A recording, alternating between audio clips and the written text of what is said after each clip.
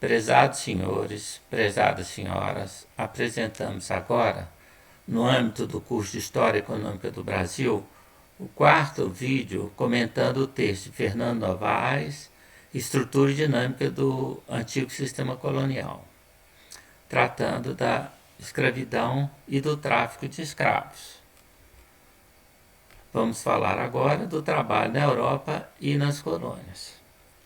Bem, na Europa, segundo, como diz Fernando Novaes, a emergência da economia mercantil, o desenvolvimento do comércio, tende a promover o desatamento dos laços de serviço, criando lentamente condições para a expansão do trabalho livre. Isso está errado, tá certo? Porque a emergência da economia mercantil, o desenvolvimento do comércio, tende a promover isso, está certo.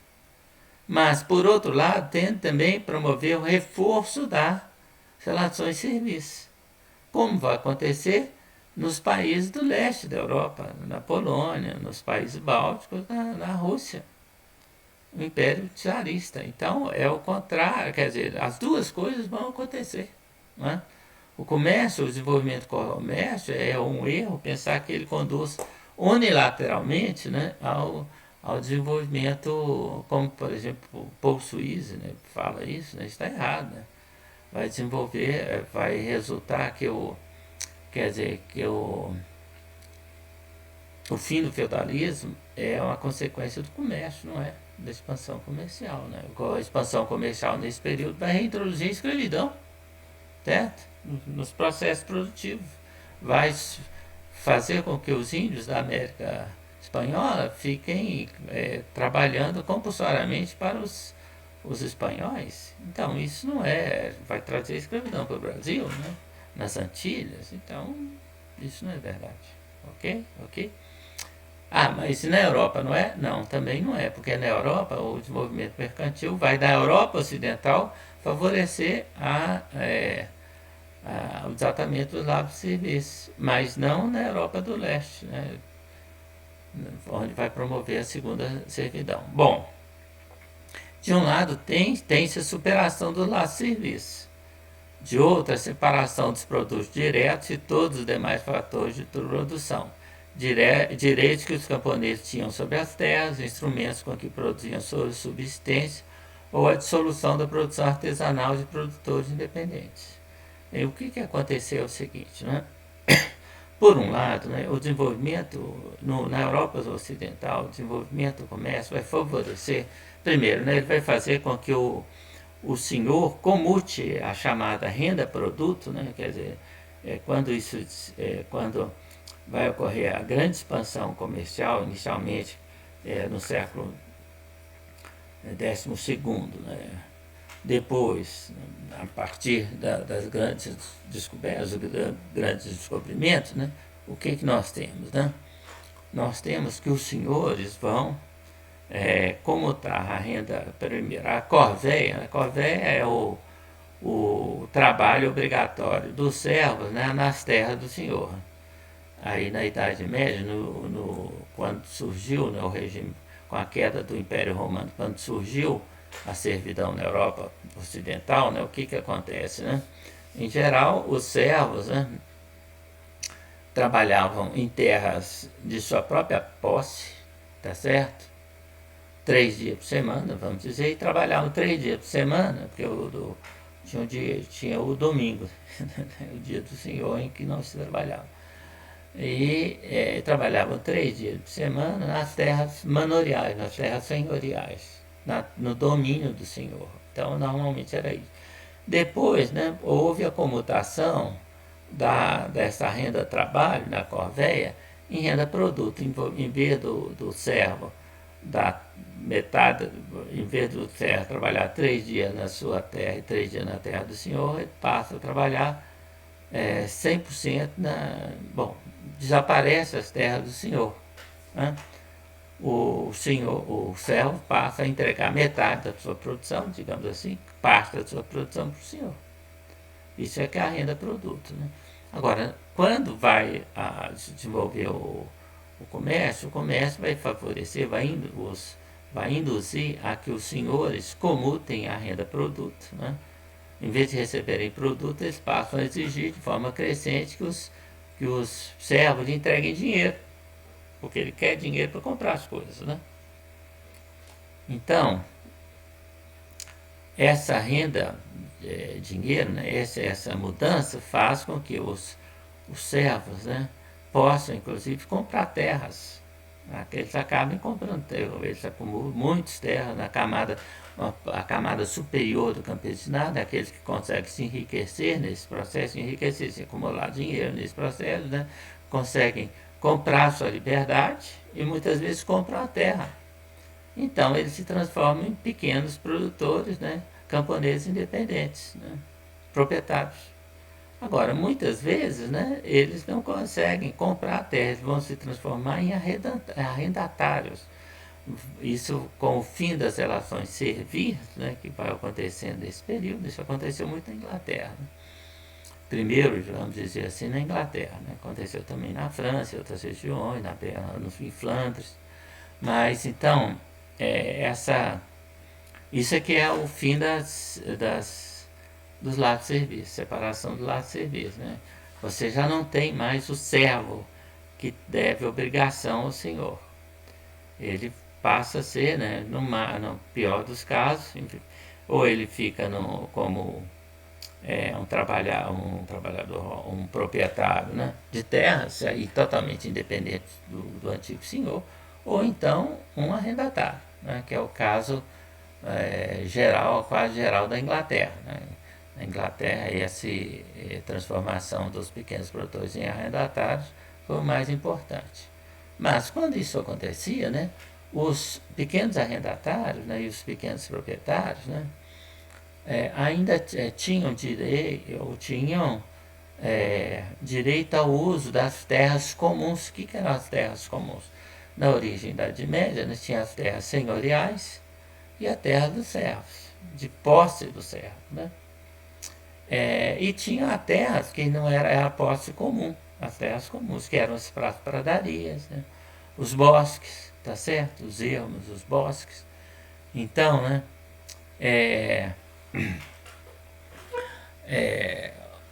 o acesso aos cursos d'água era livre. Né? Então, essas terras comuns, né, que vão ser apropriadas, né, pelos senhores, né, pelos antigos senhores feudais, pelos agora grandes fazendeiros, né, ou fazendeiros médios que vão expandir sua produção, né, e que vão se, ou comprar o que existem casos de compra. Né. Mas um caso mais comum, né, caso mais comum foi o uso da força, né, para que os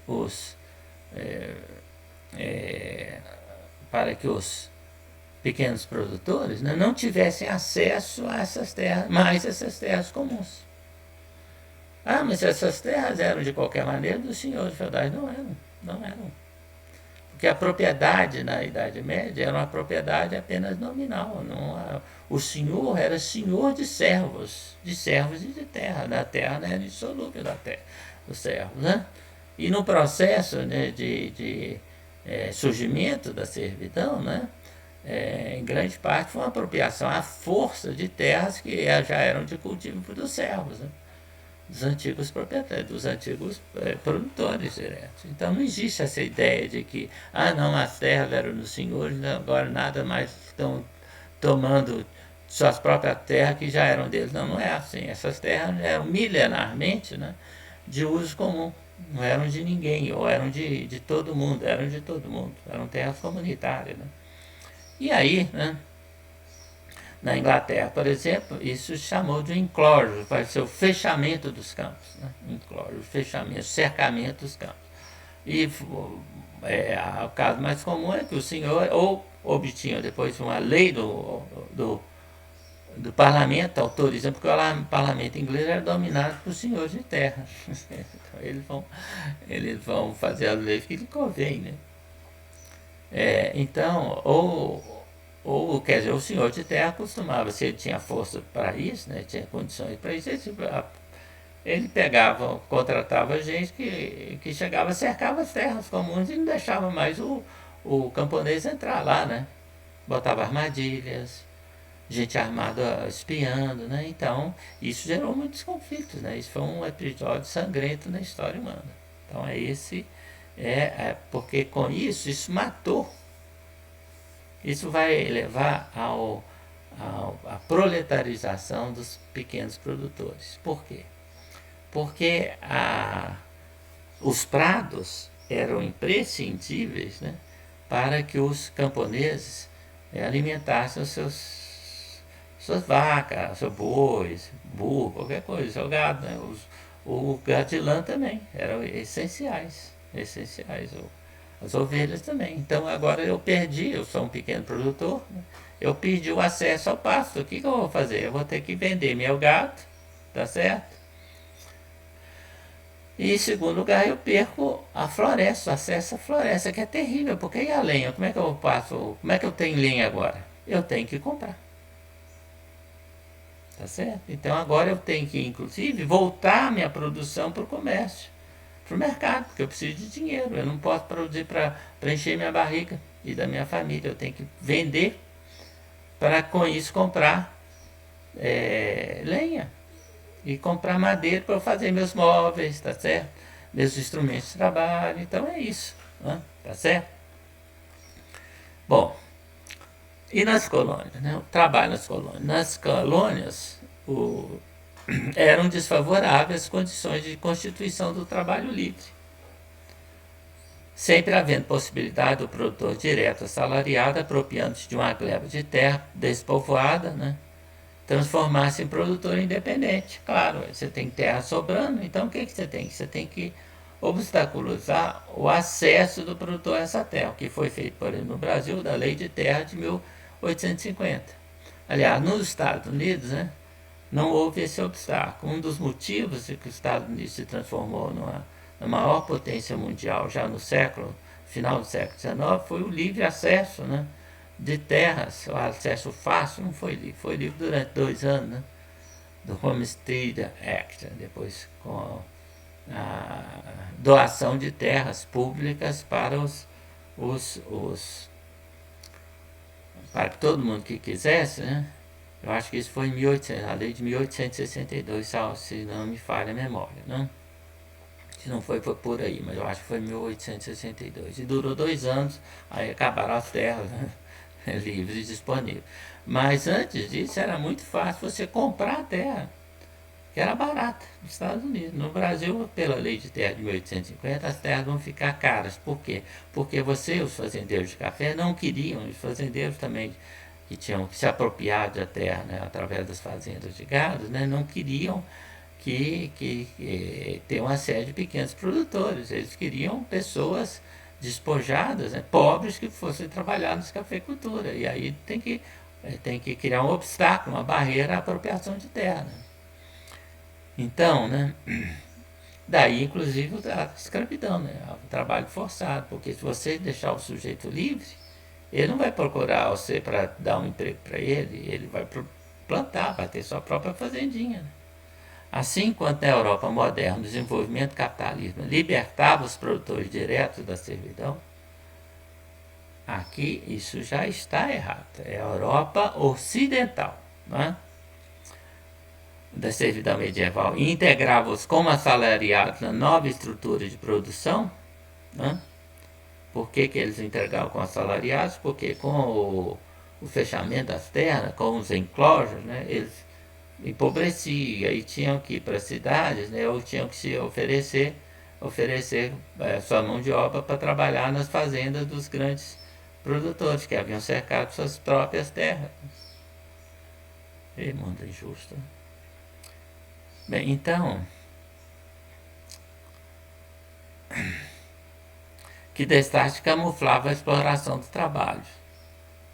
As economias coloniais periféricas, né, por exemplo, o Brasil, montadas exatamente como alavanca do crescimento do capitalismo, não foi do crescimento do capitalismo, foi do crescimento do capital comercial, tá certo? integradas nas suas linhas de força, punham a nu a essa mesma exploração em sua crueza mais negra. Quer dizer, ele está falando aí referência ao trabalho escravo, correto? As colônias timbravam em revelar as entranhas da Europa.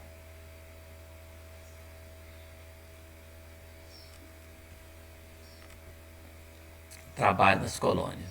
Eric Williams, que tem um livro sobre... esqueci o nome, eu já li o livro dele, né? Não sei se ele tem mais de um livro. Eu li um ótimo livro sobre escravidão no Brasil. Nota com muita razão que a implantação do escravismo colonial, né, longe de ter sido uma opção, foi uma imposição das condições histórico-econômicas. Claro, né?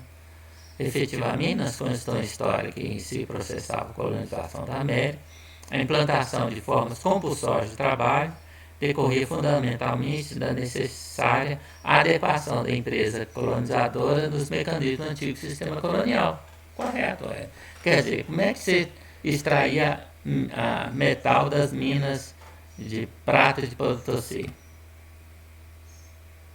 Ou das minas de ouro do México, né? Você obrigava os índios, né, a trabalhar gratuitamente, tantos dias por ano, tantos dias, sei lá, para você. Então você obrigava, eles tinham que trabalhar, isso é um trabalho compulsório, né?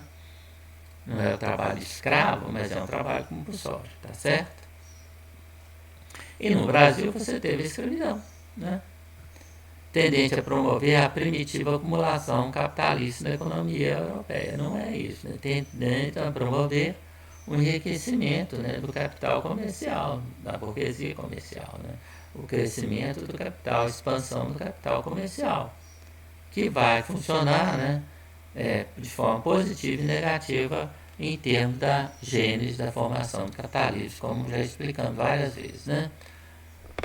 Trabalho nas colônias. Tratava, naquele momento da história do Ocidente, colonizar para o capitalismo. Colonizar para o capitalismo comercial, que não é o capitalismo industrial. Isso é, segundo os mecanismos do sistema colonial, e isso impunha um trabalho compulsório. O trabalho livre seria excessivamente custoso e colonos livres produziriam para o consumo próprio, claro. A mesma coisa da Europa, por que você teve o processo de fechamento das terras? Né? Porque você queria terra para você, né? Ok? Só que é o que? Tirar a terra do pequeno produtor, ao tirar os prados e ao tirar as terras comuns, ao tirar as pradarias e tirar os bosques, você empobreceu, os caras viraram indigentes e tiveram que trabalhar. Em vez de trabalhar isso, procurar um emprego, né? Em vez de trabalhar para si mesmo, tiveram que procurar um patrão.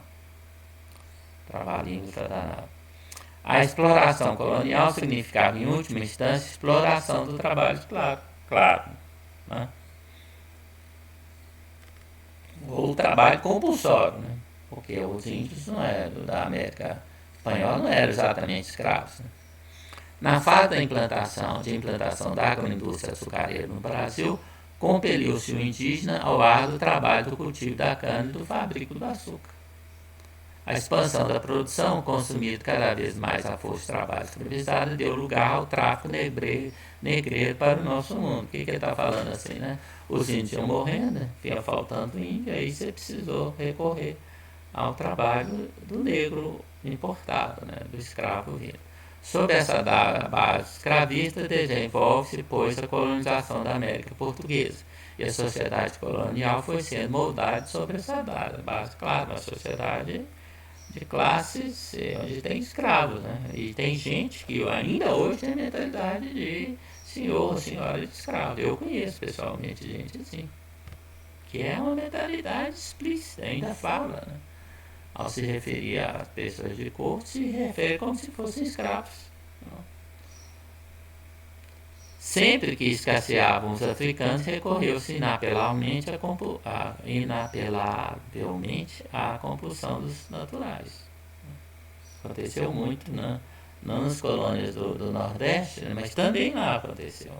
Mas aconteceu muito, né? Quando você vai caminhando para São Vicente, né? os aborígenes eram rarefeitos demograficamente, difíceis de apresar e transportar. Na realidade, o tráfico negreiro e seu abastecimento das colônias com escravos abriu um novo e importante setor do comércio colonial, enquanto o apresamento indígena era um negócio interno das colônias, da colônia.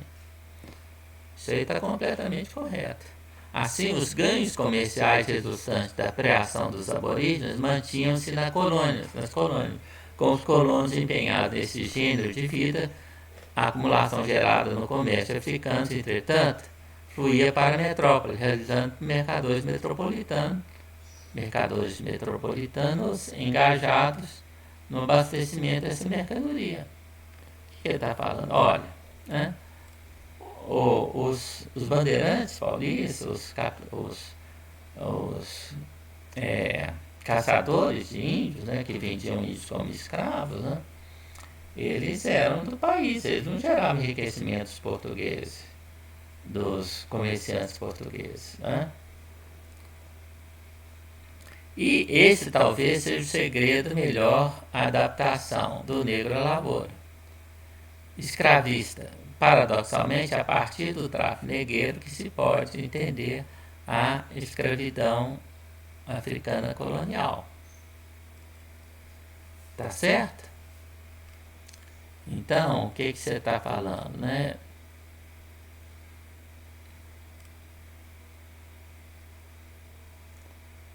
Vamos tirar isso aqui, vamos deixar assinalado, né? Ressaltado em amarelo, né? Só o que você está querendo dizer é o seguinte, né? No fundo, ele está dizendo o seguinte, olha, né? A preação dos índios, né, era uma atividade lucrativa, mas os lucros ficavam na colônia, eram gerados e ficavam na colônia.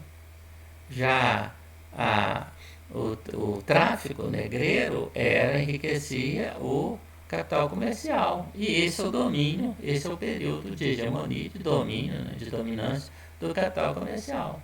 Então, né, é exatamente pelo... Né, você explica a escravidão pelo tráfico negreiro e não o contrário. Né? Não é que o índio era mal adaptado, não é que o índio brasileiro, né? Quer dizer, ele era muito mais fácil fugir, né? Porque ele fugiria para a floresta dentro, né? Os negros já não vão montar quilombos, né? Vão se adentrar também em florestas, mas os índios nesse sentido tinham uma grande vantagem, né? Estavam em terreno totalmente conhecido, estavam na sua própria terra, sabiam.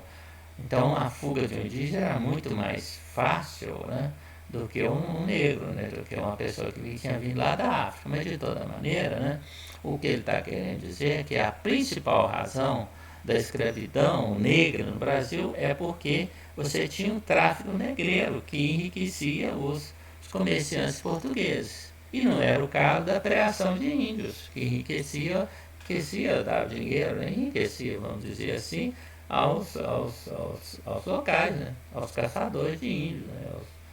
aos bandeirantes, né? De Piratininga. Né? Bem, com isso, então, nós terminamos os nossos vídeos sobre esse texto do Fernando Novaes, né? Estrutura e dinâmica do antigo sistema colonial. Então, ficamos por aqui.